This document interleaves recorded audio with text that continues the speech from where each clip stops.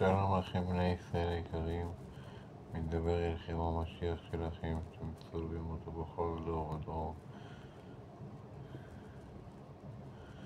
אמנם אני רוח של ישוע נמצאת בתוכי ולא יותר מזה, ואני זכיתי להיות נביא בדור הזה וגם משיח, וכן אומר אל לכם השמדה גדולה בקרוב מאוד התום על ישראל.